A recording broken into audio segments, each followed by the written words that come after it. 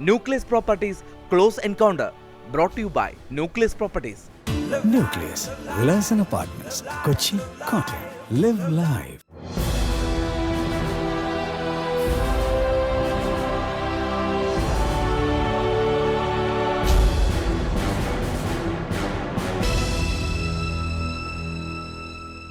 UDF സർക്കാരിനെ അവസാന ദിനങ്ങളിൽ ഏറ്റവും അധികം പ്രതിസന്ധിയിലാക്കിയ ബാർക്കോഴ വിവാദത്തിൽ രാജിവെക്കുകയും പിന്നീട് മന്ത്രിസ്ഥാനത്ത് തിരിച്ചെത്തുകയും ചെയ്ത ശ്രീ കെ ബാബു അദ്ദേഹം ഈ തിരഞ്ഞെടുപ്പിൽ മത്സരിച്ചാൽ 101% ജയിക്കുമെന്ന ആത്മവിശ്വാസമുണ്ട് എന്ന് പറയുന്നു. ശ്രീ കെ ബാബുവാണ് ഇന്ന് ക്ലോസ് എൻകൗണ്ടറിൽ നമ്മോടൊപ്പമുള്ളത്. ഇത്തവണ തെരഞ്ഞെടുപ്പിനെ നേരിട്ടാൽ ജയിക്കുമെന്ന് 101% ആത്മവിശ്വാസമുണ്ട് എന്നാണ് താങ്കൾ പറഞ്ഞത്. അത്രയധികം ആത്മവിശ്വാസമുണ്ടോ ഇപ്പോഴത്തെ ഈ രാഷ്ട്രീയ പശ്ചാത്തലത്തിൽ? തെരഞ്ഞെടുപ്പിൽ മത്സരിക്കാൻ സ്ഥാനാർത്ഥിത്വം ഉണ്ടെങ്കിൽ തീർച്ചയായിട്ടും എനിക്കിവിടെ വിജയിക്കാൻ ഒരു ബുദ്ധിമുട്ട്. എനിക്ക് തൃപ്പൂണിത്തുറയിലെ ജനങ്ങളെ അത്രയേറെ വിശ്വാസമാണ്, ജനങ്ങൾക്ക് എന്നെയും വിശ്വാസമാണ് എൻ്റെ വിലയിരുത്തൽ. തൃപ്പൂണിത്തുറ തന്നെ മത്സരിക്കും എന്നുള്ളതാണ്. മത്സരിക്കുകയാണെങ്കിൽ തൃപ്പൂണിത്തുറ, അല്ലാതെ ഞാൻ മറ്റ് സ്ഥലങ്ങളിൽ പോയി മത്സരിക്കാനങ്ങനെ ഞാനൊരു ദേശീയ നേതാവോ സംസ്ഥാന നേതാവോ എന്നല്ല. ഈ കോൺസ്റ്റിറ്റ്യുവൻസിയിൽ മാത്രമേ എൻ്റെ പ്രസക്തിയുള്ളൂ. ഈ കോൺസ്റ്റിറ്റ്യുവൻസിക്ക് അപ്പുറത്ത് ഒരു സ്ഥലത്തും എനിക്ക് സ്ഥാനാർത്ഥിത്വം എന്നുള്ളതിൽ ഒരു പ്രസക്തിയില്ല. സീറ്റ് നിഷേധിക്കപ്പെടുന്ന ഒരു സാഹചര്യം ഉണ്ടാകുമോ? ഞാൻ നിഷേധിക്കപ്പെടുമെന്ന് ഞാൻ പറഞ്ഞില്ല, സീറ്റ് ഉണ്ടാവുമെന്ന് ഞാൻ പറഞ്ഞില്ല. ഇതെല്ലാം പാർട്ടി തീരുമാനിക്കുന്ന കാര്യങ്ങളാണ്. അതിനകത്ത് എനിക്ക് വ്യക്തിപരമായിട്ടുള്ള ഒരു അഭിപ്രായവും അതിനെക്കുറിച്ചില്ല. ഈ കഴിഞ്ഞ തദ്ദേശ സ്വയംഭരണ സ്ഥാപനങ്ങളെക്കുള്ള തെരഞ്ഞെടുപ്പിൽ തൃപ്പൂണിത്തുറയിൽ കോൺഗ്രസിനേറ്റ തിരിച്ചടി, അതിൻ്റെ കൂടി പശ്ചാത്തലത്തിൽ ജയിക്കുമെന്നുള്ള ആത്മവിശ്വാസം എങ്ങനെയാണ് ഉണ്ടാകുന്നത്? ഇതിൽ രണ്ട് കാര്യം നിങ്ങൾ മനസ്സിലാക്കണം. ഒന്ന്, പഞ്ചായത്ത് മുനിസിപ്പൽ തെരഞ്ഞെടുപ്പ് നിങ്ങൾ വിചാരിക്കുന്ന പോലെ ഒരു തിരിച്ചടി കാര്യമായിട്ടും ഉണ്ടായിട്ടില്ല. തൃപ്പൂണിത്തുറ നിയോജകമണ്ഡലത്തിൽ ഉണ്ടായിട്ടില്ല. തൃപ്പൂണിത്തുറ നിയോജകമണ്ഡലം എന്ന് പറഞ്ഞാൽ തൃപ്പൂണിത്തുറ മുനിസിപ്പാലിറ്റി മാത്രമല്ല. നിങ്ങളിപ്പോൾ ഞങ്ങൾ ഇതുവരെ തെരഞ്ഞെടുപ്പ് തുടങ്ങിയതിന് ശേഷം ജയിക്കാത്ത ഉദയംപേരൂർ പഞ്ചായത്ത് 20 സീറ്റിൽ 16 സീറ്റ് ഞങ്ങൾ ഇത്തവണ ജയിച്ചു ആദ്യമായിട്ട്. അത് നിങ്ങൾ കാണുന്നില്ല. പക്ഷേ തൃപ്പൂണിത്തുറ നഗരസഭ പോയി. നഗരസഭ ഞങ്ങൾക്ക് ഒറ്റ പ്രാവശ്യം കിട്ടിയിട്ടുള്ളൂ, അത് മനസ്സിലാക്കണം. കഴിഞ്ഞ പ്രാവശ്യം ഒറ്റ തവണ ഞങ്ങൾ ജയിച്ചിട്ടുള്ളൂ. അതിന് മുമ്പ് ഒരിക്കലും ഞങ്ങൾ തൃപ്പൂണിത്തുറ ഭരിച്ചിട്ടില്ല. പിന്നെ ഇത്തവണ തൃപ്പൂണിത്തുറയിൽ ഞങ്ങൾക്കൊരു നിർഭാഗ്യം കൂടി ഉണ്ടായിരുന്നു. കാരണം ഒരു സീറ്റ് തോറ്റത് 1 വോട്ടിനാണ്, ഒരു സീറ്റ് തോറ്റത് 2 വോട്ടിനാണ്, ഒരു സീറ്റ് തോറ്റത് 5 വോട്ടിനാണ്. അങ്ങനെ 8 വോട്ടിനാണ് 3 സീറ്റ് തോറ്റത്. അപ്പം അതുകൊണ്ട് പിന്നെ ഒരു കാര്യം, ഈ തൃപ്പൂണിത്തുറ നിയോജകമണ്ഡലത്തിൽ പഴയ തൃപ്പൂണിത്തുറ, അപ്പം അതിൻ്റെ ഭൂരിപക്ഷ ഏരിയയും തൃക്കാക്കരയിലാണ്. ഞങ്ങൾക്കൊരു പഞ്ചായത്തും കിട്ടിയിട്ടില്ല. ഞങ്ങളൊരു സഹകരണ ബാങ്കിൽ, പഴയ തൃപ്പൂണിത്തുറ നിയോജകമണ്ഡലത്തിൽ ഒരു സഹകരണ ബാങ്കിൽ ഞങ്ങൾ മത്സരിക്കുക പോലും ചെയ്തിട്ടില്ല. ഭരിക്കുന്നതോ പോകട്ടെ, മത്സരിക്കുക പോലും ചെയ്തിട്ടില്ല. അതിൻ്റെ കാരണം ഓരോ തെരഞ്ഞെടുപ്പിലും വ്യത്യസ്തമായി വിധിയിടുന്ന ആളുകളാണ് തൃപ്പൂണിത്തുറ മാത്രമല്ല പൊതുവെ ഉള്ള ആളുകൾ. ഇപ്പം ഞാൻ പാർലമെൻറ്റ് തെരഞ്ഞെടുപ്പും അസംബ്ലി തെരഞ്ഞെടുപ്പും ഒന്നിച്ച് വന്ന സമയത്ത് 2 തെരഞ്ഞെടുപ്പിൽ മത്സരിച്ചിട്ടുണ്ട്. ഒരേ ബൂത്തിൽ പോയി വോട്ട് ചെയ്ത ആളുകൾ 2 തരത്തിൽ വോട്ട് ചെയ്തിട്ടുണ്ട്, പാർലമെൻറ്റിനും അസംബ്ലിക്കും. ഇത് പഞ്ചായത്ത് തെരഞ്ഞെടുപ്പല്ല, നിയമസഭാ തെരഞ്ഞെടുപ്പ്. പക്ഷേ ഇത് 6ാം അംഗമാണ് നിയമസഭയിലേക്ക്. പക്ഷേ കഴിഞ്ഞ 5 തവണത്തിൽ നിന്നും വ്യത്യസ്തമായൊരു സാഹചര്യമുണ്ട്. കഴിഞ്ഞ 5 തവണ ജനപ്രതിനിധിയായി തങ്ങൾക്കൊപ്പം ഉണ്ടായിരുന്ന ശ്രീ കെ ബാബു അല്ല, മന്ത്രിയായിരിക്കെ ആരോപണങ്ങൾ നേരിടേണ്ടി വന്ന കെ ബാബുവിനാണ് ജനങ്ങൾ വോട്ട് ചെയ്യുന്നത്. നേരത്തെ ഈ ആരോപണങ്ങളെല്ലാം ഒരു മധ്യരാജാവ് സൃഷ്ടിച്ചതാണെന്ന് എല്ലാവർക്കും ബോധ്യപ്പെട്ടു കഴിഞ്ഞു. നിങ്ങളുടെ TV കൊടുത്തോ, നിങ്ങളുടെ TV കൊടുക്കാൻ സാധ്യതയില്ല. ഈ മധ്യരാജാവിൻ്റെ CPM നേതാക്കന്മാരുമായി സംസാരിച്ചു. 418 വോട്ട് തുറന്നു തരാമെന്ന് സമ്മതിച്ചിട്ടുണ്ട്, ഗവൺമെൻറ്റിനെ വലിച്ച് താഴെ ഇടാം എന്നുള്ള സംഭാഷണം എല്ലാ TV-യിലും വന്നതാണ്, എല്ലാവർക്കും അറിയാതെ. ഞാൻ ചോദിച്ചോട്ടെ, എനിക്ക് പണം തന്നു എന്ന് പറയുന്ന ആൾക്ക് എപ്പോൾ തന്നു എന്ന് പറയാൻ പോലും ഇതുവരെ പറ്റിയിട്ടില്ല. എന്ന് തരാൻ തന്നു എന്ന് പറയാൻ പറ്റിയിട്ടില്ല. 3 പേര് കൂടി വന്നു എൻ്റെ ഓഫീസിൽ വന്നു പറഞ്ഞു. 3 തരത്തിലാണ് ബിസിനസ്സിന് വഴി കൊടുത്തത്. 164 സ്റ്റേറ്റ്മെന്റിൽ നിന്ന് വ്യത്യസ്തമായി ബിജു രമേശ് പറഞ്ഞിട്ടുണ്ട്. 164 സ്റ്റേറ്റ്മെന്റിൽ ഇതൊന്നും പറഞ്ഞിട്ടില്ല. ഒരാൾക്ക് ഏറ്റവും കൂടുതൽ കാര്യങ്ങൾ പറയാൻ പറ്റുന്നത് രഹസ്യമൊഴിയിലാണ്, മജിസ്ട്രേറ്റിന്റെ മുമ്പിൽ. അതൊന്നും പറഞ്ഞിട്ടില്ല. പക്ഷേ അത് മാത്രമല്ല, 2013 ഫെബ്രുവരി മാസത്തിൽ ഞാൻ വിളിച്ചുകൂട്ടിയ യോഗത്തെക്കുറിച്ച് ആരോപണം ഉന്നയിക്കുന്നതാണ് 2015 ഈ ഹോട്ടൽ പൂട്ടിയതിന് ശേഷമാണ്. 8-10 ഹോട്ടലുകളുള്ള ആളുകൾ ഹോട്ടൽ പൂട്ടിയതിന് ശേഷം മാത്രം ആരോപിക്കുന്ന ഈ ആരോപണങ്ങൾ ഒരു തരത്തിലും ജനങ്ങൾ വിശ്വസിക്കുന്നത്. പക്ഷെ 2014 ഡിസംബറിലാണ് കോടിയേരി ബാലകൃഷ്ണൻ ശിവൻകുട്ടിയുടെ വീട്ടിൽ വെച്ച് ബിജു രമേശ് ശ്രമ ഗൂഢാലോചന നടത്തിയെന്ന് പറയുന്നത്. പക്ഷെ മാർച്ച് മാസമാണ് ഈ 160 സ്റ്റേറ്റ്മെന്റ് കൊടുക്കുന്നത്. അതിൽ താങ്കൾ ഈ രീതിയിൽ 50 ലക്ഷം കൊടുത്തു എന്ന് പറയുന്നില്ല. അപ്പൊ ഈ ഗൂഢാലോചന എന്ന് പറയുന്നത് ഇത്രയധികം സമയമെടുത്തുകൊണ്ട് അല്ല, ഈ പറഞ്ഞ ആളുകളൊക്കെ തന്നെ ബാർകോട്ടിലാരുടെ യോഗത്തിൽ വെച്ച് പറഞ്ഞിട്ടുണ്ടല്ലോ, ഞങ്ങൾ അവരായിട്ട് സംസാരിച്ചിരുന്നു, ഗവൺമെന്റ് വിളിച്ച് താഴേട്ടാ തുറന്നു തരാമെന്ന് പറഞ്ഞിരുന്നു. ഇപ്പൊ തന്നെ എന്താ പറയുക, മദ്യനയം എന്ന് പറയുന്നത് മദ്യവർജനമാണ് ഞങ്ങളുടെ നയം. അതിന്റെ കാരണം എന്താ? വ്യക്തമായ ധാരണ. ഈ ഗവൺമെന്റ് തിരിച്ചു വരാനുള്ള എല്ലാ അനുകൂല അന്തരീക്ഷവും തകർക്കാൻ വേണ്ടി കുറെ വെറുക്കപ്പെട്ട ആളുകളെ LDF കൂട്ടുപിടിച്ചിരിക്കുകയാണ്. അതൊന്നും ജനങ്ങൾ വിശ്വസിക്കാൻ പോകുന്നില്ല. നിങ്ങൾ മാധ്യമങ്ങളെ എത്ര ആഘോഷിച്ചാലും ജനങ്ങളെ തള്ളിക്കളയും. ഞാൻ കേട്ടോ, ഇതിനേക്കാൾ പാർലമെന്റ് തെരഞ്ഞെടുപ്പിന് എന്തായിരുന്നു സ്ഥിതി? ഞങ്ങൾക്ക് LDF തരാന്ന് പറഞ്ഞ 2 സീറ്റാണ്. നിങ്ങൾ മാധ്യമങ്ങൾ പറഞ്ഞ ഞങ്ങൾ വളരെ മോശം പെർഫോമൻസ് ആയിരിക്കുന്നതാണ്. ഞങ്ങൾക്ക് 12 സീറ്റ് കിട്ടി. അത് ഉപതെരഞ്ഞെടുപ്പുകളിലെല്ലാം നിങ്ങൾ പറഞ്ഞത്. അരുവിക്കര ഉപതെരഞ്ഞെടുപ്പിൽ നിങ്ങളുടെ മാധ്യമങ്ങൾ ഉൾപ്പെടെ എല്ലാ മാധ്യമങ്ങളും തച്ചിന് നിന്നായിരുന്നു ഞങ്ങൾക്കെതിരായിട്ട് വർക്ക് ചെയ്തത്. ഞാൻ ചോദിക്കുന്നത് 2014 ഡിസംബറിൽ നടന്ന ഒരു ഗൂഢാലോചന, അത് ഇത്ര സമയം എടുത്തിട്ടാണോ ബിജു രമേശ് അത് പ്രായോഗികമാക്കിയത് എന്നുള്ളതാണ്. 2014 ഒക്ടോബർ 31 എനിക്ക് തോന്നുന്നു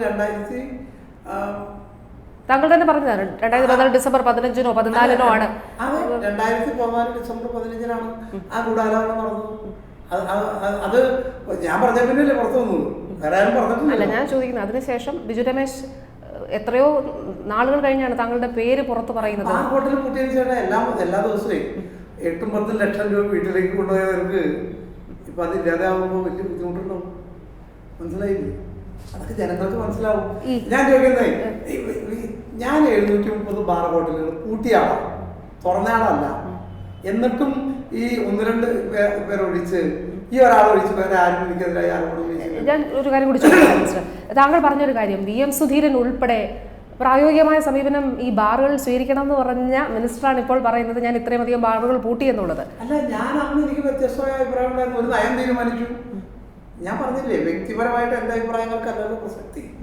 ഗവൺമെന്റ് UDF ഒരു നയം തീരുമാനിച്ചു, ഗവൺമെന്റ് അത് ഉറപ്പാക്കാൻ തീരുമാനിച്ചു, കോടതിയിൽ അത് ചോദ്യം ചെയ്തു, ഞങ്ങൾ ജയിച്ചു.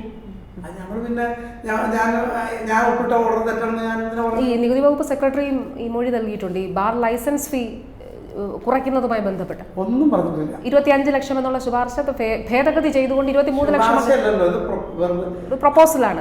അത് സാധാരണഗതിയിൽ ഇങ്ങനെ പ്രപ്പോസൽ വരാറുണ്ട്.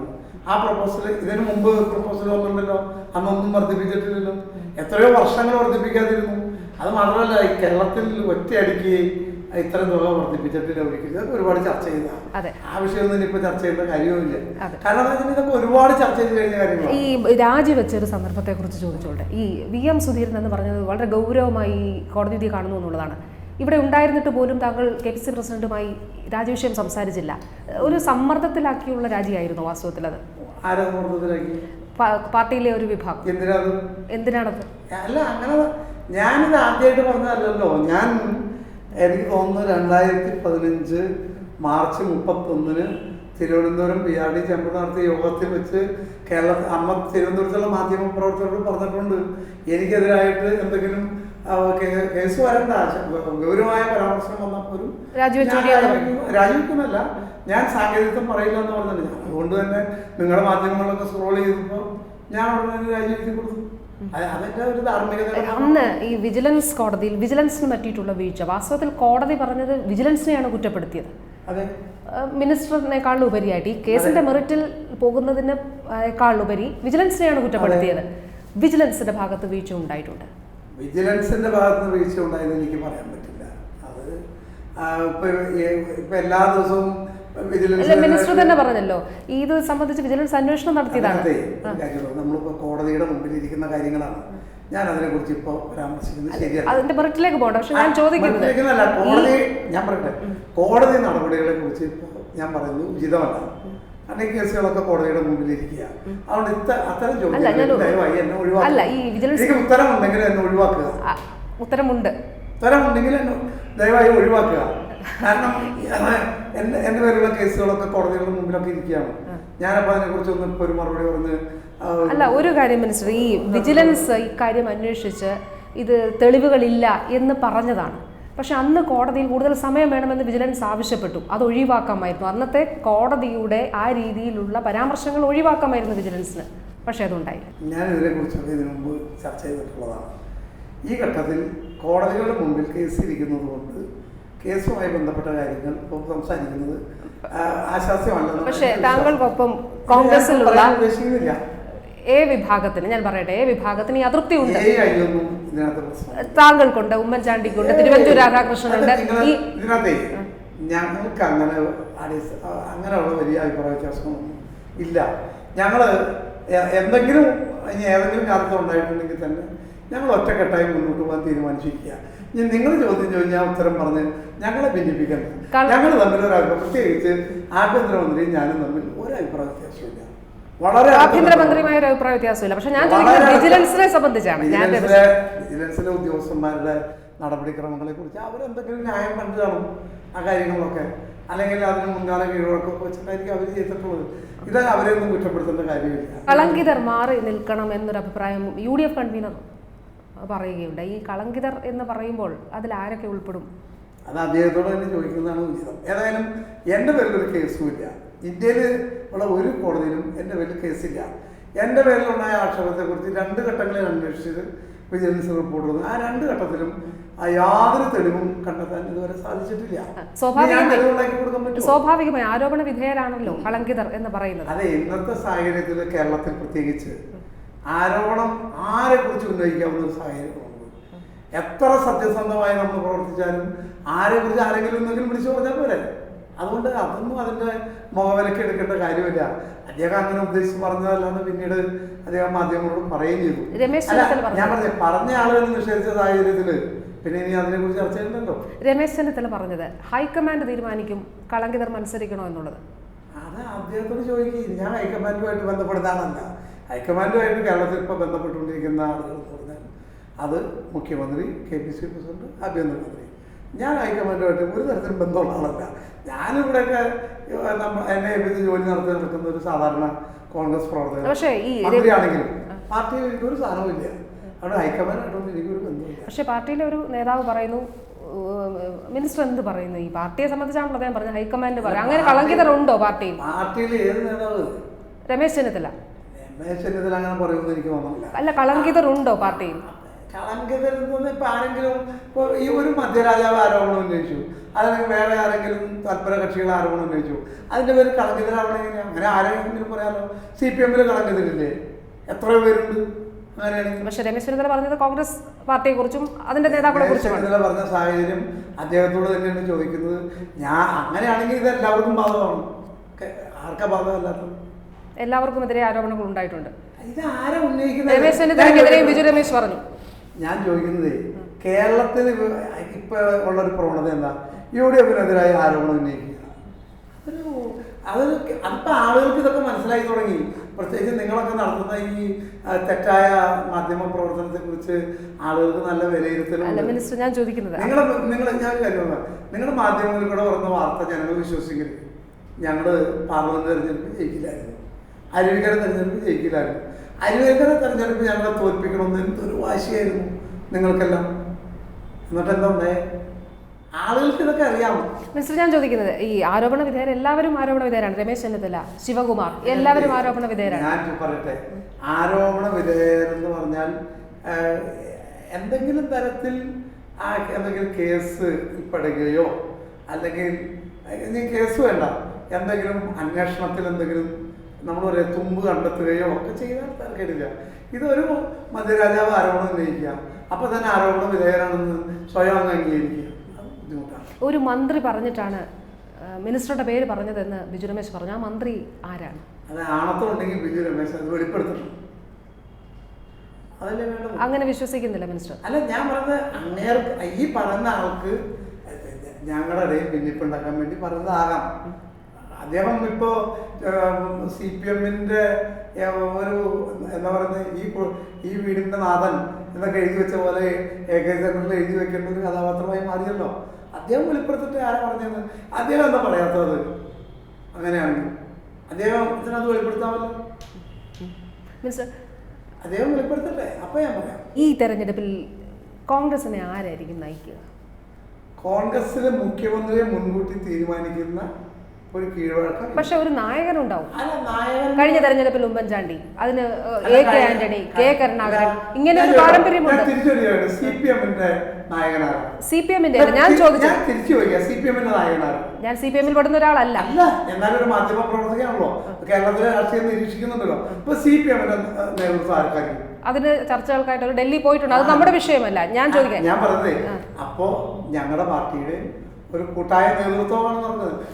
ഞാൻ ചോദിക്കുന്നത് ഒരു മുഖ്യമന്ത്രി എന്നുള്ളത് പരക്കെ അംഗീകാരം നേടിയ ആളാണ് മുഖ്യമന്ത്രി ഉമ്മൻചാണ്ടി. അപ്പൊ ഇതിനെ സംബന്ധിച്ച് അന്തിമമായിട്ട് തീരുമാനം എടുക്കുന്നത് ഹൈക്കമാൻഡാണ്. ഇവിടെ തലയെണ്ണി തീരുമാനിക്കുന്ന ഒരു കീഴ്വഴക്കം ഒരിക്കലും ഉണ്ടാകാറില്ല. അതുകൊണ്ട് കേരളത്തിൽ ഇപ്പൊ ഞങ്ങളുടെ ഹൈക്കമാൻഡ് തീരുമാനിക്കും തെരഞ്ഞെടുപ്പ് കഴിഞ്ഞതിന് ശേഷം. അതാണ് ഞങ്ങളുടെ കീഴ്വഴക്കം.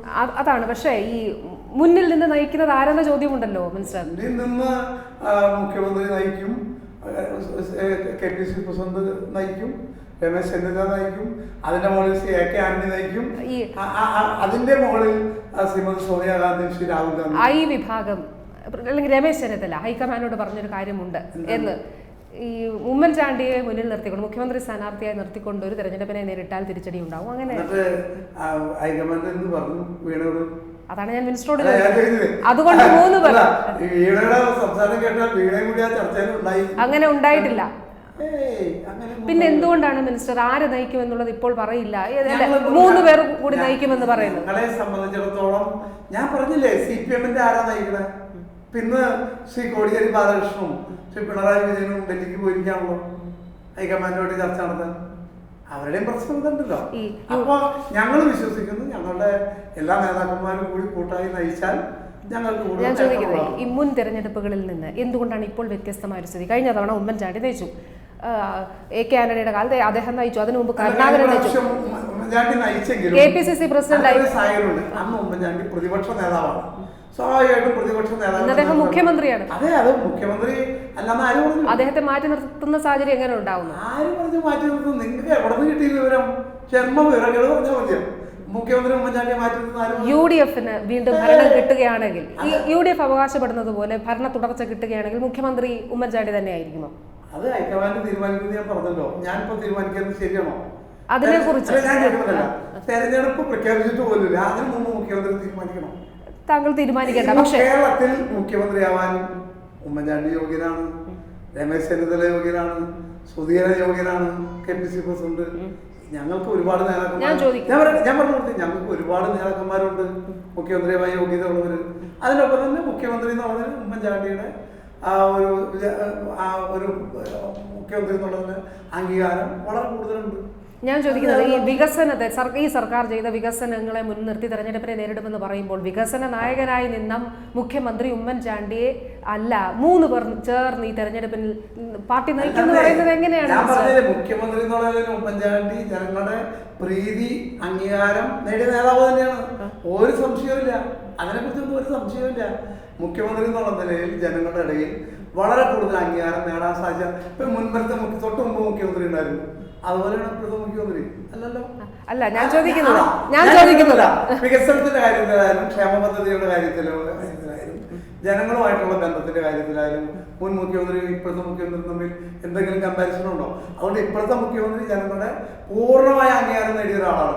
എന്നാൽ കോൺഗ്രസിനകത്ത് മുഖ്യമന്ത്രി ആകാൻ അതാണ് പാർട്ടിയുടെ ബോധ്യവും താങ്കൾ ഉൾപ്പെടെയുള്ള നേതാക്കളും പറയുന്നത്. എന്നിട്ടും എന്തുകൊണ്ട് 3 പേർ മുഖ്യമന്ത്രി ഞങ്ങൾക്ക് ഭരണം കിട്ടും, മുഖ്യമന്ത്രി എല്ലാം തീരുമാനിക്കേണ്ട സമയത്ത് ഹൈക്കമാൻഡ് ഈ കാര്യത്തിൽ തീരുമാനം എടുക്കുകയും അല്ല മിനിസ്റ്റർ, ഒരു കാര്യം, ഈ മുഖ്യമന്ത്രി ഉമ്മൻചാണ്ടി മുന്നിൽ നിന്ന് തെരഞ്ഞെടുപ്പിനെ നേരിട്ടാൽ കോൺഗ്രസിന് തിരിച്ചടി നേരിടുന്നു വല്ല ഭയമോ ഏതെങ്കിലും കോണിലുണ്ടോ? ആർക്കാണ് ഭയം? അങ്ങനെ ഉണ്ടോ? അല്ലെങ്കിൽ 3 പേർ ഒരു കാര്യം പറ്റേ, ശ്രീ ഉമ്മൻചാണ്ടിയുടെ നേതൃത്വമുള്ള ഗവൺമെന്റിന്റെ പെർഫോമൻസ് തന്നെയാണ് കേരളത്തിലെ ഞങ്ങളുടെ ഏറ്റവും വലിയ മുതൽക്കൂട്ട്. അതിനെക്കുറിച്ച് ആർക്കും ഒരു തെറ്റിദ്ധാരണയില്ല, ആരും ഇതുവരെ ഒരു അഭിപ്രായവും പറഞ്ഞിട്ടില്ല. പിന്നെ കോൺഗ്രസ് മുഖ്യമന്ത്രിയെ മുൻകൂട്ടി തീരുമാനിച്ച് തെരഞ്ഞെടുപ്പിന് മത്സരിക്കാറില്ല, അത് ഹൈക്കമാൻഡ് ഇവിടെ തലയെണ്ണി തീരുമാനിക്കാറുമില്ല. അപ്പോൾ മുഖ്യമന്ത്രി ഉമ്മൻചാണ്ടിയുടെ നേതൃത്വത്തെ സംബന്ധിച്ച് ഒരു സംശയമില്ല. ഒരു സംഭവം കൂടി പറയട്ടെ, 2 ഘട്ടങ്ങളിൽ ഞങ്ങൾക്ക് ഭൂരിപക്ഷം ഉണ്ടായി. 1970 ഇവിടെ അച്യുതൻ തന്നെയാണ് മുഖ്യമന്ത്രിയാക്കിയത്. അന്നത്തെ രാഷ്ട്രീയ സാഹചര്യം. പിന്നീട് ശ്രീ ആന്റണി രാജിവെച്ചു. മുഖ്യമന്ത്രിയാക്കിയത് PK വാസുദേവൻ നായരെയാണ്. മനസ്സിലായോ? അപ്പൊ അതുകൊണ്ട് തലയെണ്ണി ഒന്നും ഇവിടെ തീരുമാനിക്കുന്ന ഒരു സാഹചര്യം ഇല്ല. അത് ഇവിടെ ഏറ്റവും യോഗ്യനായ ഒരാളെ മുഖ്യമന്ത്രിയായിട്ട് ഹൈക്കമാൻഡ് തീരുമാനിക്കും. ആ തീരുമാനം ഞങ്ങളെല്ലാവരും കൈയടിച്ച് അംഗീകരിക്കും. അത് തന്നെയാണ് ഞാൻ ചോദിച്ചത് തെരഞ്ഞെടുപ്പിന് മുൻപുള്ള സാഹചര്യമാണ്. തെരഞ്ഞെടുപ്പ് കഴിഞ്ഞതിന് ശേഷമുള്ള വേറെ സാഹചര്യമൊന്നുമില്ലല്ലേ. തെരഞ്ഞെടുപ്പ് കഴിഞ്ഞാലും ഹൈക്കമാൻഡ് ഏറ്റവും ഉചിതമായ ഒരു തീരുമാനം കൊടുക്കും. ആ ഉചിതമായ തീരുമാനം ഞങ്ങളെല്ലാവരും അംഗീകരിക്കും. അതൊന്നും ഒരു അഭിപ്രായ വ്യത്യാസവും കേരളത്തിലുണ്ടാവില്ല. അല്ല, ഞാൻ ചോദിക്കുന്നത് മുഖ്യമന്ത്രി, ഞാൻ ചോദിക്കുന്നത് നിങ്ങൾക്ക് എന്താ കോൺഗ്രസ് മുഖ്യമന്ത്രി, നിങ്ങൾ CPM ഒരു മുഖ്യമന്ത്രിയെ കണ്ടുപിടിച്ചേ. അത് അവരുടെ പാർട്ടി കണ്ടുപിടിക്കുമല്ലോ. നിങ്ങൾ എന്നോട് കോൺഗ്രസ് അത് അവര് കണ്ടുപിടിക്കും. അതെ, ഞാൻ ചോദിക്കുന്നത് CPM പോലെ ഒരു അഭിപ്രായ വ്യത്യാസം ഇല്ലാത്തൊരു പാർട്ടിയിൽ ഒരു മുഖ്യമന്ത്രി തീരുമാനിക്കപ്പെടും. അവർക്ക് അഭിപ്രായ വ്യത്യാസം ഉണ്ടല്ലോ. അവർക്ക് അഭിപ്രായ വ്യത്യാസം ഉണ്ടല്ലോ. എന്താ അഭിപ്രായ വ്യത്യാസം? മിനിസ്റ്റർ, ഞാൻ ചോദിക്കുന്നത് അത് മിനിസ്റ്റർ ഈ ഘട്ടത്തിൽ ചർച്ച ചെയ്യേണ്ട വിഷയമല്ലാത്തതുകൊണ്ട് ഒരുപാട് കേരളത്തിലെ മാധ്യമങ്ങൾ ചർച്ച ചെയ്തിട്ടുള്ളത് കൊണ്ടും ഈ മുഖ്യമന്ത്രി ഉമ്മൻചാണ്ടി KPCC പ്രസിഡന്റ് നയിക്കും, മനസ്സിലാക്കാം. രമേശ് ചെന്നിത്തല ഈ 3 പേർ നയിക്കും. അത് എന്താണ്? രമേശ് ചെന്നിത്തല കേരളത്തിലെ KPCC പ്രസിഡന്റായിരുന്നു. രമേശ് ചെന്നിത്തല ആഭ്യന്തരമന്ത്രിയാണ്. രമേശ് ചെന്നിത്തല കേരളത്തിലെ കോൺഗ്രസിന്റെ മുരളീധരനും KPCC പ്രസിഡന്റ് ആയിരുന്നു. മുരളീധരനുമായിട്ടും ചർച്ച ചെയ്യും.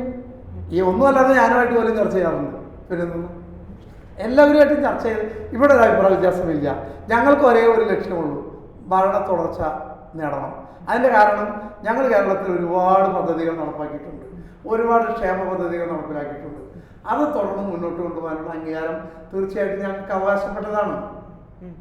ഞങ്ങൾക്കത് അവകാശപ്പെട്ടതാണ്. അതുകൊണ്ട് ഞങ്ങൾ ജനങ്ങളോട് ജനവിധിക്ക് വേണ്ടി ശ്രമിക്കും.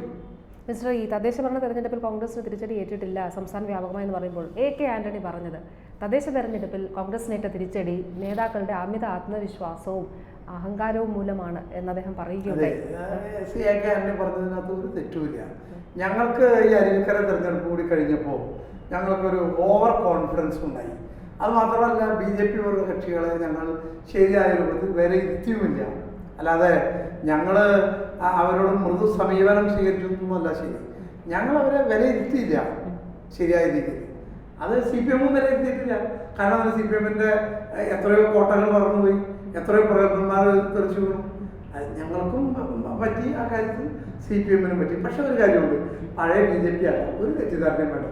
യുവജനങ്ങൾക്ക് പ്രാതിനിധ്യം നൽകും, അങ്ങനെയൊക്കെ 4 തവണ ജയിച്ചവർക്ക് വീണ്ടും മത്സരിക്കേണ്ടതില്ല, പുതിയവർക്ക് കൊടുക്കട്ടെ എന്നൊക്കെ പറയുന്നത് അതൊക്കെ നടപ്പിലാവുമോ മിനിസ്റ്റർ? ഒരു തെറ്റുമില്ലല്ലോ.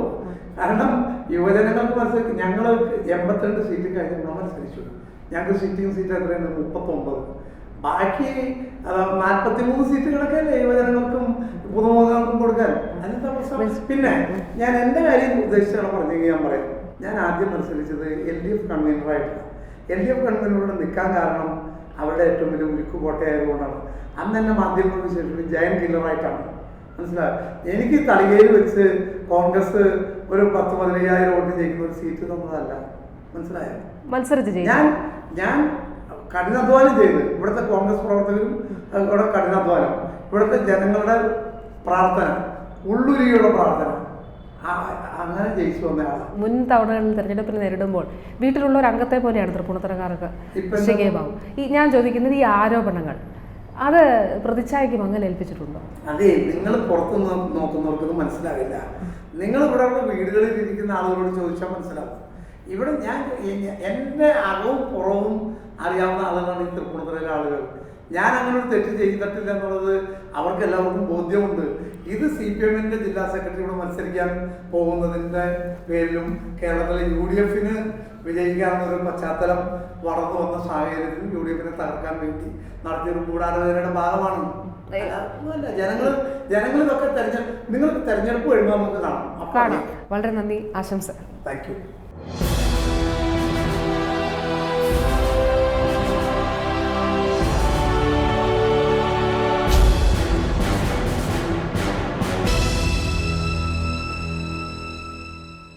Nucleus Properties Close Encounter, brought to you by Nucleus Properties. Nucleus Villas and Apartments, Kochi, Kottayam. Live life.